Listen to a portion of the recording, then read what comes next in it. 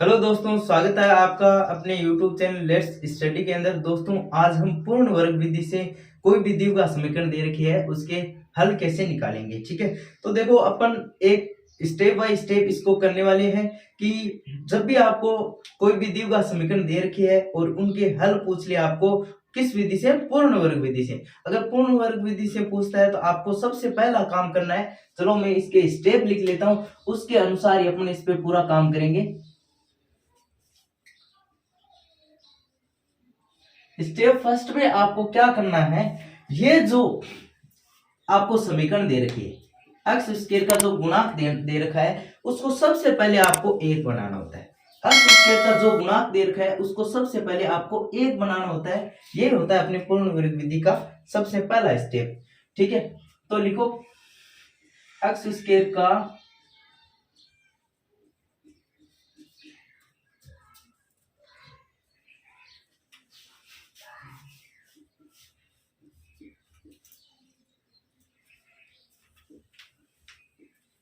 तो सबसे पहले आपको एक्स स्क्वायर का जो गुणांक है वो एक बनाएंगे। ठीक है, तो एक्स स्क्वायर का गुणांक एक किस प्रकार से बनाएंगे अपन, कि यहाँ पर एक्स के आगे दो दे रखा है ना, एक्स स्क्वायर के आगे दो दे रखा है, तो अपन क्या करें कि एक्स स्क्वायर का अगर ये द्विघात समीकरण के अंदर भाग दे देंगे तो ये एक्स स्क्वायर का गुणांक एक बन जाएगा ना।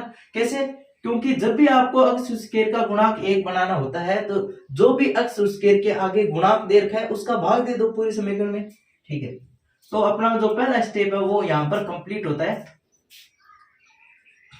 2x² माइनस 7x/2 प्लस 3/2 और यहाँ पर 0/2।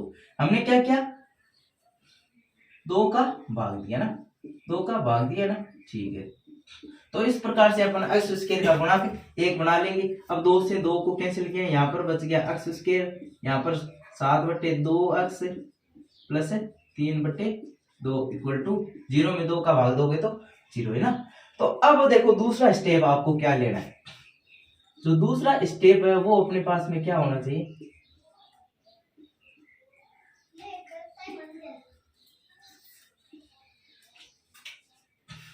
सेकेंड स्टेप में आपको क्या करना है, ये जो b होता है, अब देखो b क्या होता है, x का गुणांक होता है। ठीक है, b का हमें क्या करना है,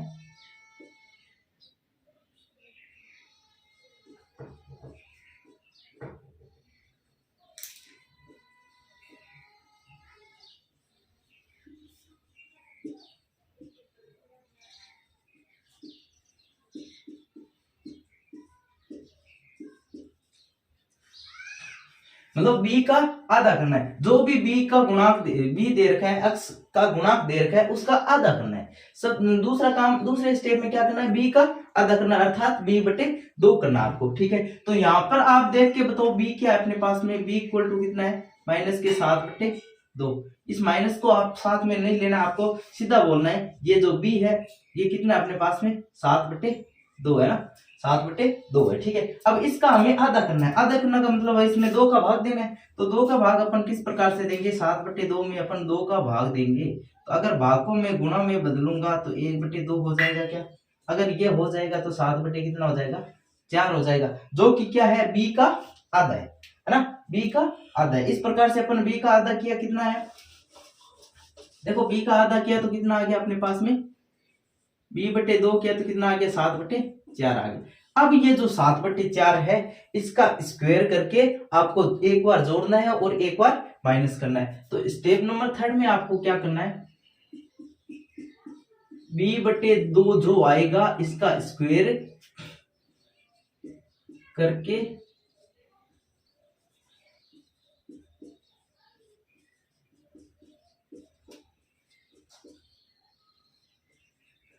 एक बार जोड़ना है तथा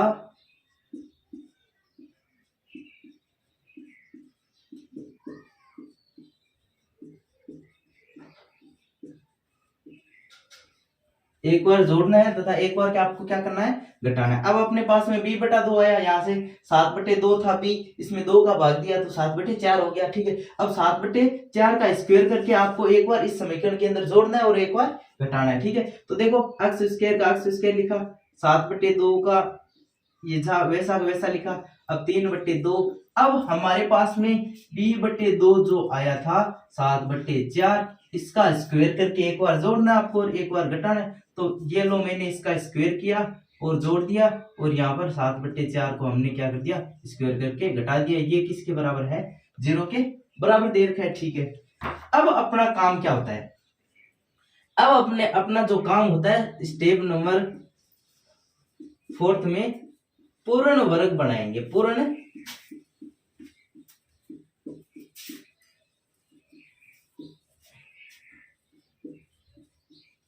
तो पूर्ण वर्ग अपन कैसे बनाएंगे, अब देखो आपको क्या करना है, ये जो अक्ष स्क्वायर दे रखा है, ये जो अक्ष स्क्वायर दे रखा है ना, इसको आप लिखोगे अक्ष लिखोगे।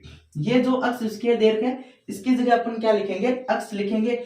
और ये जो अब देखना आपको b का गुणांक है ना, इसके आगे जो चिन्ह है वो का वो चिन्ह लेंगे। अगर यहाँ पर माइनस का चिन्ह है तो माइनस लेंगे, अगर यहाँ प्लस का चिन्ह है तो प्लस लेंगे। तो अब देखो यहाँ पर आपके पास में माइनस का चिन्ह है, ये माइनस लिखा। और आपको जो ये b/2 का स्क्वायर करके एक बार जोड़ा था एक बार घटाया था, तो आपने जो जोड़ा था वो संख्या लोगे, आपने जो संख्या जोड़ी थी वो लोगे। अब देखो अक्ष स्क्वायर की जगह मैंने अक्ष लिखा, और ये माइनस का था, माइनस का 7/2 का अक्ष था, तो ये जो चिन्ह था वो चिन्ह यहाँ पर लिखेंगे। ठीक है, लिख लिया।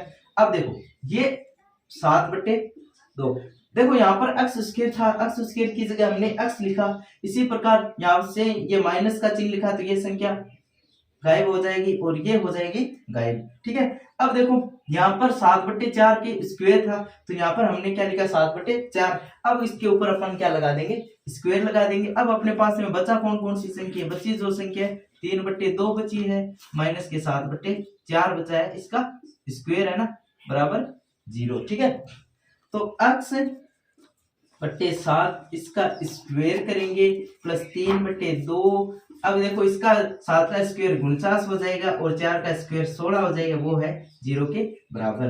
तो यहां से देखो x बट्टे 7 का स्क्वायर प्लस x बट्टे 7 का स्क्वायर। अब देखो यहां से अपने पास में क्या आ जाएगा, 16 लघुत्तम आ जाएगा। ठीक है ना, एलसीएम लेस है ना, जो लेस बोलते हो ना, वो आ जाएंगे। ठीक है, अब इसमें भाग दिया कितनी बार गया, 24 बार, माइनस यहाँ से 49 बराबर 0 हो जाएगा। ठीक है, अब देखो x माइनस 7/4 इसका स्क्वायर, x माइनस 7/4 का स्क्वायर, यहाँ से कितना बचेगा, माइनस के बचेगी क्योंकि माइनस की संख्या बड़ी है, तो माइनस के 25/16 बराबर 0 हो जाएगा। माइनस के 25/16 बराबर 0 हो जाएगा। ठीक है, अब मैं यहाँ पर कर देता हूँ थोड़ा आगे। ठीक है, थोड़ा इसको आगे कर देता हूँ। x माइनस 7/4 का स्क्वायर, और ये इस साइड में माइनस का था, तो पक्षांतरण करेंगे तो कितना हो जाएगा, 25/16 हो जाएगा प्लस का। अब अपन क्या करेंगे, ये जो स्क्वायर है, ये जो स्क्वायर है इसको हटाएंगे। तो किस प्रकार से हटाएंगे, x माइनस 7/4, और अगर अपन इसका स्क्वायर हटाएंगे, या फिर अपन क्या बोल सकते हैं कि दोनों तरफ अनरूट लेने पर है ना।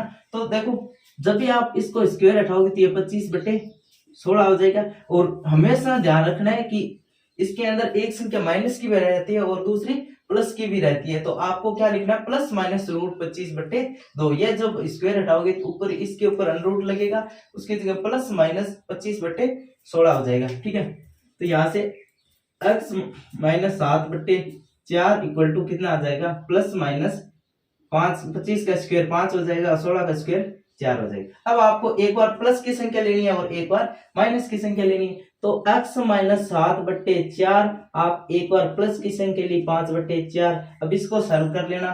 ठीक है, कैसे करेंगे, अब दूसरी बार हम क्या करेंगे, x माइनस 7/4 इसकी जगह अपन माइनस के 5/4 लेंगे। क्या यही लेंगे, क्या यहाँ पर प्लस का भी चिन्ह था और माइनस का भी चिन्ह था, तो हमने एक बार माइनस प्लस की संख्या ले ली और एक बार माइनस की संख्या। अब इसको अपन सॉल्व करेंगे तो यहाँ से 5/4 और इसको पक्षांतरण करेंगे तो यहाँ पर कितना हो जाएगा, 7/4 हो जाएगा। ठीक है, अब इसको सॉल्व कर लो तो लघुत्तम आ जाएंगे इसके 4, तो यहाँ से 5 प्लस 7 कितने हो जाएंगे, 7 और 5 कितने हो जाएंगे, 12/4 हो जाएगी। यहाँ से कितना आ जाएगा, 3 आ जाएगा। ठीक है, मतलब एक तो अपने पास में x का मान 3 आ गया। अब इसको सॉल्व कर लेते हैं।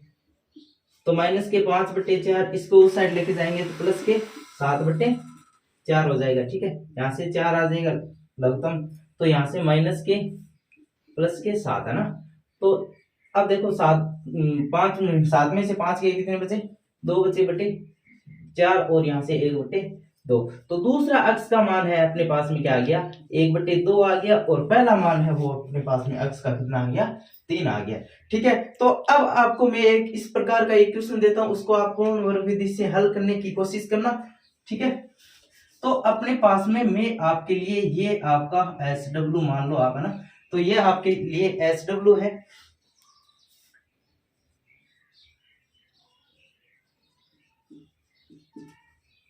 इसको आपको पूर्ण वर्ग विधि से हल करना है।